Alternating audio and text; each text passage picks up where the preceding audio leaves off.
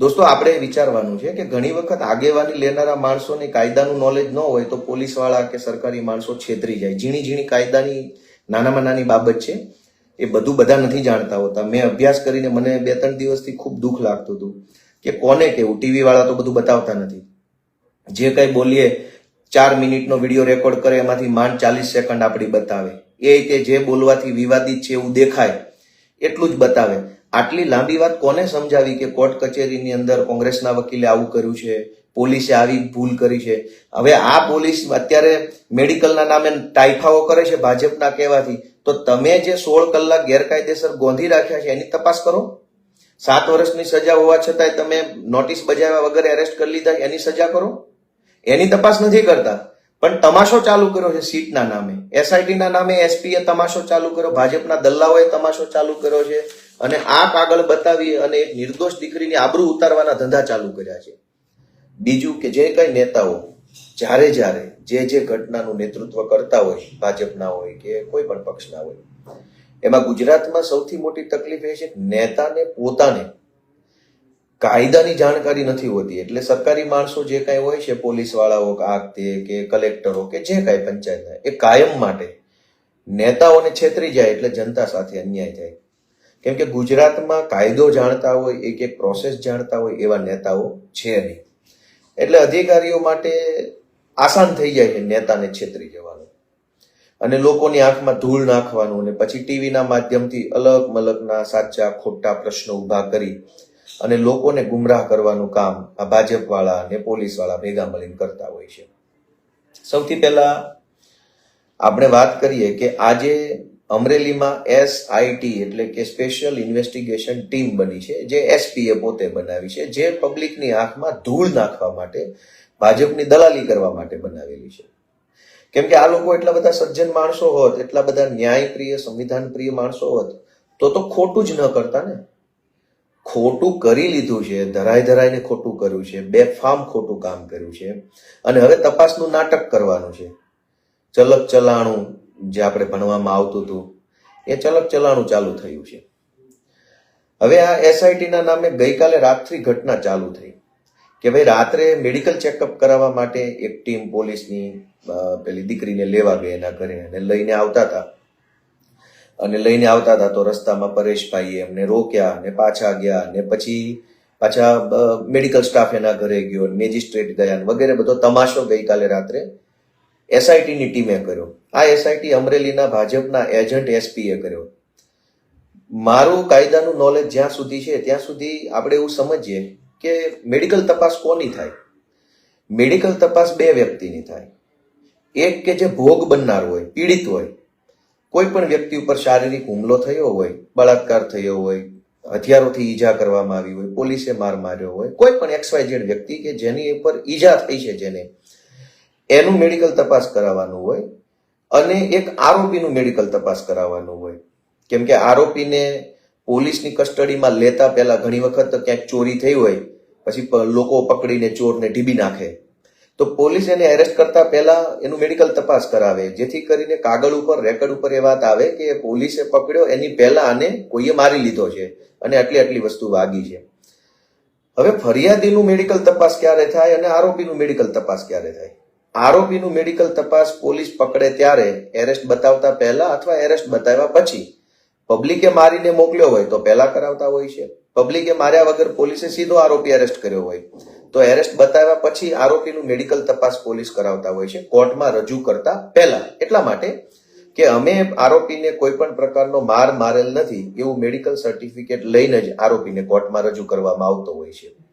ફરિયાદીનું medical તપાસ ક્યારે કરવામાં આવે? ધારો કે કોઈ બળાત્કાર થયો છે કે કોઈ ખૂન હત્યાના કોશિશની ગુનો બન્યો છે, ત્યારે ફરિયાદીનું મેડિકલ તપાસ કરાવે. પણ ફરિયાદીની મેડિકલ તપાસ ક્યારે થાય? જ્યારે FIR લખાઈ જાય. હું કોઈ ગુનાનો ભોગ બનનાર પીડિત વ્યક્તિ હોઉં, હું પોલીસ સ્ટેશન જાઉં, પોલીસને હું કહું કે મને ફલાણા ભાઈએ માર માર્યો છે, મારી ઉપર બળાત્કાર થયો છે કે મારી સાથે આમ થયું છે, તો સૌથી પહેલા પોલીસે મારી FIR લખવાની હોય. ત્યારબાદ તાત્કાલિક મારું મેડિકલ તપાસ કરાવવાનું હોય. મેડિકલનો પુરાવો લેવા માટે, મને જે વાગ્યું હોય એનો પુરાવો લેવા માટે મેડિકલ તપાસ થાય. ગઈકાલે ભાજપના એજન્ટ એસપીએ જે પોલીસ પાયલબેનના ઘરે મોકલી એમાં એફઆઈઆર તો થઈ નથી. પાયલબેને સ્પષ્ટ એવું કીધું છે કે મને પોલીસે માર માર્યો છે. હવે માર મારવાની ઘટના બની છે 30 તારીખે રિમાન્ડ દરમિયાન. 30 તારીખનો માર ગઈકાલે એટલે કે તારીખ 7 તારીખ સુધી એ માર કેવી રીતે શરીર ઉપર રહે? અને એફઆઈઆર લખ્યા વગર પોલીસને એવું કેમ લાગે છે કે મેડિકલ તપાસ કરાવી? કેમ કે પોલીસ જાણે છે કે આખો મુદ્દો પોલીસ ગુમરાહ કરવા માંગે છે. મેડિકલ તપાસ કરાવશે, મેડિકલ તપાસમાં કંઈ આવશે નહીં, નીલ રિપોર્ટ આવશે એટલે પછી ચીયર લીડર્સ બધી ભાજપની જે હશે એ નાચવા માંડશે કે જુઓ આ મેડિકલ રિપોર્ટ શૂન્ય આવ્યો, મેડિકલ રિપોર્ટ નીલ આવ્યો. 30 તારીખનો માર 7 તારીખે મેડિકલ તપાસમાં આવે નહીં એ વાત પોલીસ જાણે છે. પોલીસ એ પણ જાણે છે કે એફઆઈઆર લખ્યા પહેલા ફરિયાદીનું મેડિકલ તપાસ કેવી રીતે થઈ શકે? તમે એની એફઆઈઆર લખો માર માર્યા બદલની અને પછી એ મારનું મેડિકલ તપાસ કરાવો. આટલી વાત પોલીસ જાણે છે. પણ જે નેતાઓ આગેવાની કરે છે આ ઘટનાની એ નેતાઓ આટલો કાયદો નથી જાણતા એટલે પોલીસ આપણને કાયમ માટે છેતરી જાય છે. હવે સૌથી મોટી વસ્તુ કે આ એસઆઈટી નું ગતકડું જે પોલીસે કર્યું છે ભાજપના કહેવાથી એ એક પ્રકારનું નાટક છે. તમે જે ખોટું કર્યું છે તમે સ્વીકારો છો તો સીધી એફઆઈઆર લખવાના બદલે આ એસઆઈટી નું નાટક કેમ? ગુજરાતમાં 500 એસઆઈટી બની. ઉનામાં દલિત સમાજ ઉપર અત્યાચાર થયો એસઆઈટી બની, મોરબી કાંડમાં એસઆઈટી બની, બ્રિજ તૂટી ગયો એમાં, રાજકોટના અગ્નિકાંડમાં એસઆઈટી બની, વડોદરાના હરણી કાંડમાં એસઆઈટી બની. એક ખટારો ભરાય એટલી એસઆઈટી ભાજપ વાળાએ બનાવી છે. પરિણામ શું? શૂન્ય. એસઆઈટી શું કામ બનાવવામાં આવે? લોકોને ગુમરાહ કરવા માટે. એસઆઈટી ના નામે અલગ અલગ લોકોને પોલીસ સ્ટેશને લાવી અને નિવેદનના નામે ધમકાવવામાં આવે. એસઆઈટી નું નામ છે એટલે આમ એસઆઈટી એવો શબ્દ મગજમાં આવે એટલે એમ થાય કે આ મોટી તોપ હશે. નોર્મલ પોલીસ આવે તો હજુ પબ્લિકને એમ લાગે કે નોર્મલ પોલીસ છે. એના એ જ પોલીસને એસઆઈટી નું નામ આપીને ખોફ ઉભો કરવા માટે થઈને ભાજપના દલાલો આવી એસઆઈટી બનાવે. એટલે એસઆઈટી ફોટો સેશન કરે, ગામમાં ગાડીઓ આવે, મેડિકલ કરાવવાનું છે, એસઆઈટી સમક્ષ હાજર થવાનું છે, એસઆઈટી આમ, એસઆઈટી ફલાણું, એસઆઈટી ઢીકણું. એસઆઈટી ના નામે ડર ઉભો કરી ઘટના સાથે જોડાયેલા જે કાંઈ સાક્ષીઓ હોય, નિવેદનો હોય, પુરાવા હોય એને ડરાવી, ધમકાવી, અષ્ટમ પષ્ટમ સ્ટેટમેન્ટ લઈ અને ફીંડલું વાળી દેવાની પ્રોસેસ એટલે એસઆઈટી. હવે મારે એક વસ્તુ રજૂ કરવી છે કે પાયલબેનને રાત્રે 12 વાગ્યે જે દિવસે રાત્રે 12 વાગ્યે પોલીસ વાળા એરેસ્ટ કરી ગયા એ દિવસે તારીખ હતી 27 તારીખની રાત હતી. 27 તારીખે સવારે શું થયું એ પહેલા જોઈએ. આ એક દિવ્ય ભાસ્કર છાપાનું કટિંગ છે. દિવ્ય ભાસ્કરનું 27 તારીખે એના વેબ વર્ઝનમાં એની જે વેબસાઇટ છે divyabhaskar.com.in માં આ એનું 27 તારીખનું પેપર કટિંગ છે. 27 તારીખે સવારે આ જે પેલો ભાઈ કિશોર કાનપરિયા છે ભાજપનો એ સવારે એસપી પાસે ગયેલ 27 તારીખે સવારે અને એને એમાં લખેલું છે આ વાંચું છું કે અમરેલીના એમએલએ વિરુદ્ધ ગંભીર આરોપ લગાવાયા, તાલુકા પંચાયત પ્રમુખના નામે ડુપ્લિકેટ લેટર લખાયાની એસપીને ફરિયાદ. એસપીને ફરિયાદ કિશોરે પોતે આપેલી છે 27 તારીખે સવારે અથવા બપોરે અથવા ગમે ત્યારે. ઇન શોર્ટ 27 તારીખે એસપીને ખબર હતી કે આ કિશોરના નામનો કોઈ નકલી લેટર બન્યો છે. પછી 27 તારીખે પોલીસ રાત્રે પાયલબેનને ગુંડાઓની જેમ કિડનેપ કરી અને પોલીસ સ્ટેશન લઈ આવ્યા. આખી રાત પોલીસ સ્ટેશનમાં બેસાડી રાખ્યા. જ્યારે પાયલબેનને પોતાના ઘરેથી ઉચકી આવ્યા ત્યારે ગુજરાતના કોઈ પણ પોલીસ સ્ટેશનમાં કે અમરેલીના કોઈ પણ પોલીસ સ્ટેશનમાં પાયલબેનની વિરુદ્ધમાં એફઆઈઆર થયેલ નહીં. આ મારી પાસે એફઆઈઆર ની કોપી છે અમરેલીની પાયલબેનના કેસની. એમાં અહીંયા સ્પષ્ટ લખ્યું છે એફઆઈઆર ની તારીખ 28/12/2024 અને સમય 5:30 એટલે સવારનો સમય હશે. પોલીસમાં 24 કલાકની ઘડિયાળ હોય એટલે બપોરના 12 વાગ્યા પછી 13, 14, 15, 16 એવી રીતે લખાય અને રાતના 12 વાગ્યા પછી 1, 2, 3 એમ લખાય. સવારના વહેલા 5:30 વાગ્યે આ એફઆઈઆર લખેલ છે 28 તારીખે. વગર એફઆઈઆર રાતના 12 વાગ્યે પાયલબેનને પોલીસે કિડનેપ કરી અને પોલીસ સ્ટેશન લઈ ગયા. પછી સવારે 5:30 વાગ્યે રાતના 12 વાગ્યા પછી 28 તારીખ થઈ ગઈ. વહેલી સવારે 5:30 વાગ્યે કિશોર કાનપરિયાની સહીથી પોલીસે એફઆઈઆર લીધી છે. આ એફઆઈઆર ને આપણે પેલા વાંચીએ. આ એફઆઈઆર માં એવું લખ્યું છે, કાનપરિયા એવું લખાવે છે કે કેમ કે 28 તારીખની એફઆઈઆર છે એટલે કાનપરિયા સવારે 5:30 વાગે એવું લખાવે છે પોલીસ સ્ટેશનમાં જઈને, સવારે 5:30 કે ગઈકાલ તારીખ 27 ના રોજ હું મારા ઘરે હતો ત્યારે સવારના 9:34 વાગ્યે મને લાલાવદરના સરપંચ ચેતન ધાનાણીએ ફોન કર્યો અને કીધું કે તમારા લેટર પેડ ઉપર નાયબ દંડક કૌશિક વિરુદ્ધનું ટાઈપ કરેલ લખાણ સોશિયલ મીડિયામાં ફરે છે, તો આવું લખાણ કોણે કર્યું અને આ વોટ્સએપનો મેસેજ કરેલ છે તે વાંચી લો. આમ એટલે કે એફઆઈઆર પ્રમાણે 27 તારીખે સવારે 9:34 આ કિશોરને ખબર પડી ગઈ હતી કે એના નામનો કોઈ નકલી લેટર બનાવ્યો છે. પછી 27 તારીખે આ કિશોર કાનપરિયાએ એસપીને પણ મળી લીધું, એસપીને ફરિયાદ આપી દીધી, બધું જ પતી ગયું. ત્યાર પછી 28 તારીખે વહેલી સવારે 5:30 વાગ્યે કિશોર કાનપરિયાએ પોલીસ સમક્ષ આ એફઆઈઆર લખાવી છે. જે એફઆઈઆરમાં લખ્યું છે ટાઈમ એના પ્રમાણે કહું એટલે આપણે એવું માની લઈએ કે 28 તારીખની વહેલી સવારે 5:30 વાગ્યે કાનપરિયા પોલીસ સ્ટેશનમાં બેઠો હશે, અમરેલી સિટી પોલીસ સ્ટેશનમાં. અહીંયા આખી ફરિયાદ એને લખાવી છે. આ 2 પાનાની ફરિયાદમાં જે કાંઈ શબ્દો છે એ પેલા પત્રમાં લખેલા શબ્દો છે એ બધા શબ્દો લખાવ્યા પછી છેલ્લે એવું લખાવે છે કે આમ મારા હોદ્દાનો ખોટો સ્ટેમ્પ બનાવી લેટર પેડમાં મારી સહી નીચે સિક્કો કરી વાયરલ કરેલ હોવાનું મને જાણવા મળેલ છે, જેથી આ અંગે અમો તથા પાર્ટીના સ્થાનિક કાર્યકરો રણજીતભાઈ વાળા, દિલીપભાઈ સાવલિયા વગેરે મળીને હું અહીં ફરિયાદ કરવા માટે આવેલ છું. કઈ જગ્યાએ? અમરેલી સિટી પોલીસમાં. કેટલા વાગ્યે? સવારે 5:30 વાગ્યે. કઈ તારીખે? 28 તારીખે. જે માણસે 27 તારીખે એસપીને ફરિયાદ આપી હતી એનો આમાં કોઈ ઉલ્લેખ જ નથી એફઆઈઆરમાં કે હું 27 તારીખે એસપીને મળ્યો હતો, ત્યાર પછી હું પોલીસ સ્ટેશન આવ્યો છું, એવો ઉલ્લેખ નથી. એફઆઈઆરમાં એટલો જ ઉલ્લેખ છે કે હું સવારે 28 તારીખે સવારે 5:30 વાગ્યે રણજીતવાળા અને દિલીપ સાવલિયા સાથે આવીને આ ફરિયાદ લખાવું છું. એટલે કે પોલીસે જ્યારે પાયલબેનની 27 તારીખે રાત્રે 12 વાગે ધરપકડ કરી ત્યારે પાયલબેનની વિરુદ્ધમાં કોઈ એફઆઈઆર લખાયેલી નહોતી. ગેરકાયદેસરની ધરપકડ કરેલી છે પોલીસે રાત્રે 12 વાગે. ગેરકાયદેસરની 2 રીતે છે. એક કે રાત્રે 12 વાગે લઈ જાય છે એટલે ગેરકાયદેસરનું છે, વગર એફઆઈઆર લઈ જાય છે એટલે ગેરકાયદેસરનું છે. તો ડબલ ગેરકાયદેસર રીતે પોલીસે પાયલબેનનું અપહરણ કર્યું. હવે બીજી વાત કે પાયલબેનને 27 તારીખના રાત્રે 12 વાગ્યે ઘરેથી કિડનેપ પોલીસ કરી ગયા, પણ એને ઓન પેપર લીગલી એરેસ્ટ બતાવવામાં આવ્યા 28 તારીખે બપોરના 4 વાગે.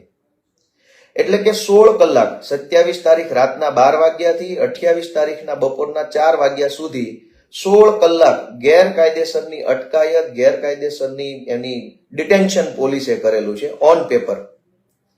આ 16 કલાક વિશે પોલીસે આજ દિવસ સુધી કોઈ ખુલાસો રજૂ નથી કર્યો. ભાજપની જે ઓલી હલકટ ટોળકી છે જે ટીવીમાં આવે છે, જે બધી વાયડી ગેંગ, એ વાયડી ગેંગ એવું કહે છે કે રાત્રે ધરપકડ નથી કરી, રાત્રે નથી કરી, પણ એ ટોળકી તો અભણ છે. 8-5 ગેંગના સભ્યો છે. 8-5 પાસે કાયદાની શું અપેક્ષા રાખી શકાય? 27 તારીખે રાત્રે 12 વાગ્યે પાયલબેન વિરુદ્ધ કોઈ એફઆઈઆર ન હોવા છતાં પોલીસે એને પકડી લીધા. પાયલબેનને પકડ્યા પછી પોલીસ સ્ટેશનમાં આખી રાત બેસાડ્યા પછી 28 તારીખે વહેલી સવારે 5:30 એફઆઈઆર નોંધી. 5:30 જે એફઆઈઆર પાયલબેન ઉપર નોંધી એ જ એફઆઈઆરમાં 4 વાગ્યે પાયલબેનની ધરપકડ બતાવી. તો 4 વાગે ધરપકડ બતાવી એ ઓન પેપર ધરપકડ છે. એટલે કોર્ટમાં જે સરકારી વકીલો અને ભાજપના જે દલ્લાઓ જે બધા ટીવીમાં બોલે છે એ આ સરકારી સમય બોલે છે 4 વાગ્યાનો. એકચ્યુઅલમાં રાત્રે 12 વાગ્યાથી લઈને બીજા દિવસના 4 વાગ્યા સુધી 16 કલાક સુધી ગેરકાયદેસરની કસ્ટડી લીધી છે, ગેરકાયદેસરની અટકાયત કરી છે. જે જૂની આઈપીસી 341 પ્રમાણે ગુનો છે, ચોખ્ખો ગુનો છે. એમાં તો પોલીસ ઉપર સીધી એફઆઈઆર થવી જોઈએ. એમાં સીટ ફીટની તપાસ શું કરવાની? જગ જાહેર સત્ય છે. રાત્રે 12 વાગે આવ્યા છો અને બીજા દિવસના 4 વાગ્યા સુધી ગોંધી રાખ્યા છે, ગેરકાયદેસરની અટકાયત કરી છે. અંગ્રેજીમાં કાયદામાં શબ્દ છે ઇલીગલ કન્ફાઇનમેન્ટ, ગેરકાયદેસરની અટકાયત.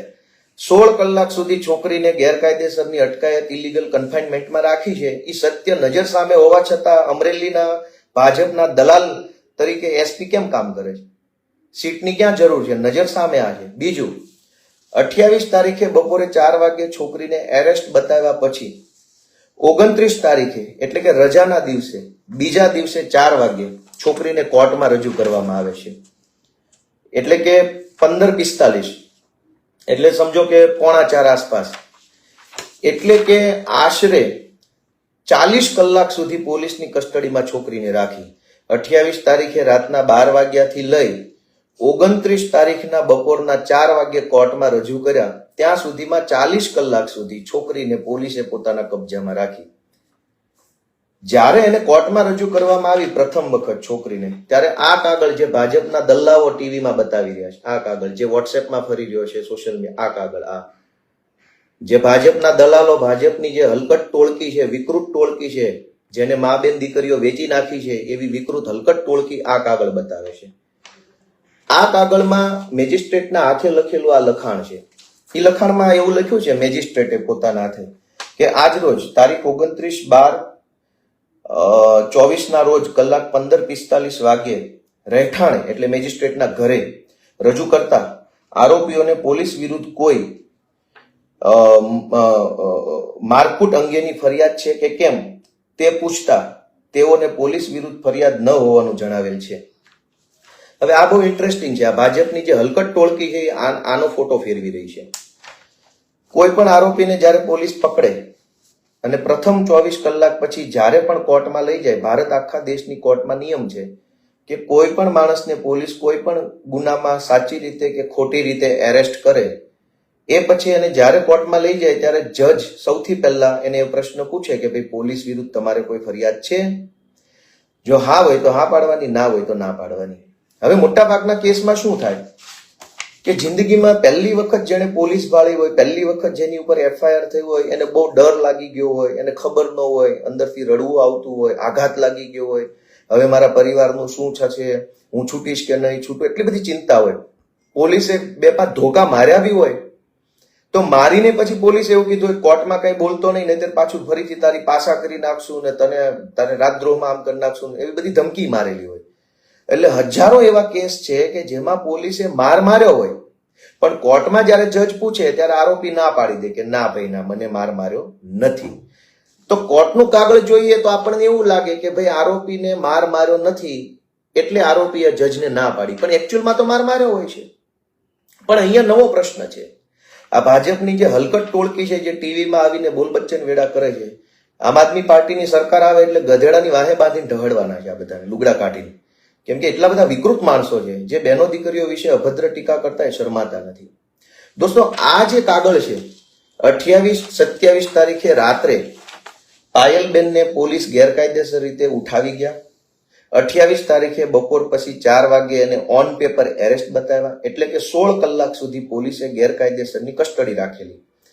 29 તારીખે જજના ઘરે 4 વાગે આ સુનાવણી ચાલુ છે.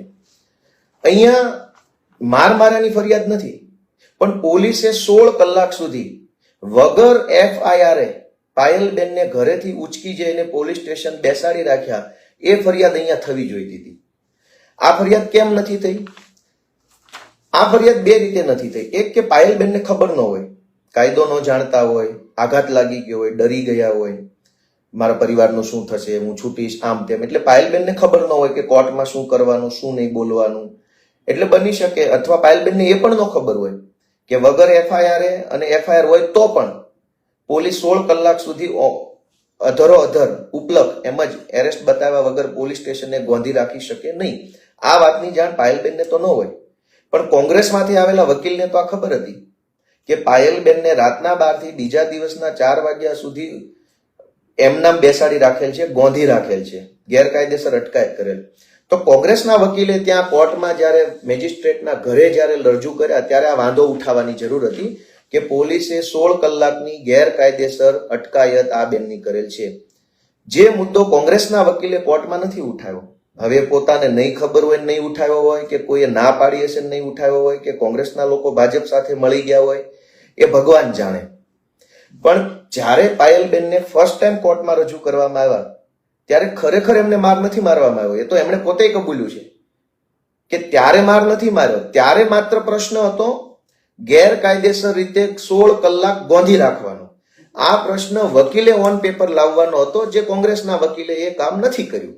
હવે કોના કહેવાથી નથી કર્યું એ રામ જાણે. હવે આ કાગળ છે એમાં માર નથી માર્યો એ સત્ય છે, કેમ કે તે દિવસે માર નતો માર્યો, તે દિવસે ખાલી 16 કલાક ગોંધી રાખ્યા હતા. પણ એ 16 કલાક ગોંધી રાખ્યાની ફરિયાદ ઓન પેપર કોંગ્રેસના વકીલ લાવ્યા નથી અને પાયલબેનને એટલી ખબર ન હોય, કેમ કે એણે જીવનમાં ક્યારેય કોર્ટ, પોલીસ, જજ એવું જોયું ન હોય આરોપી તરીકે. હવે બીજી વાત કે આ જે કાગળ રજૂ થયો છે 29 તારીખ વાળો, એમાં રિમાન્ડ માંગવામાં આવ્યા. એટલે એક દોઢ દિવસના રિમાન્ડ મળ્યા, સોમવાર બપોર સુધીના.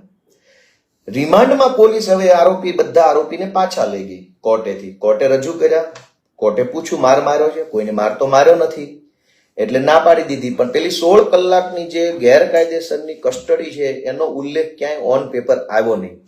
એટલે પોલીસના જે રિમાન્ડની માંગણી હતી એ મંજૂર થઈ ગઈ. જો ગેરકાયદેસર કસ્ટડીનો પ્રશ્ન વકીલે ઉઠાવ્યો હોત તો રિમાન્ડ મંજૂર થતા પહેલા એ પ્રશ્ન ઉપર પોલીસે ખુલાસો રજૂ કરવો પડ્યો હોત. પોલીસ કોઈ ખુલાસો ન રજૂ કરી શકે અને રિમાન્ડ પણ ન મળે.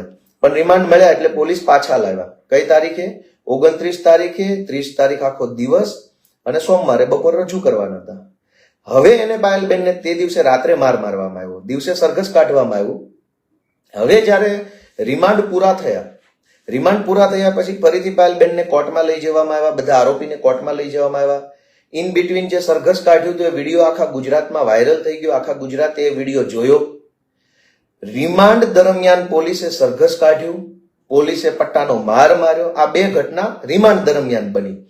તો રિમાન્ડ પૂરા થયા પછી ફરીથી જ્યારે મેજિસ્ટ્રેટ સમક્ષ આરોપીને રજૂ કરવામાં આવ્યા ત્યારે પણ કોંગ્રેસના વકીલે સરઘસ કાઢ્યું છે એવું લેખિતમાં કોર્ટની સમક્ષ મૂક્યું નહીં. જે વાત આખા ગુજરાતમાં ચર્ચા થઈ ગઈ હતી એ વાત કોર્ટના રેકોર્ડ ઉપર ન આવી.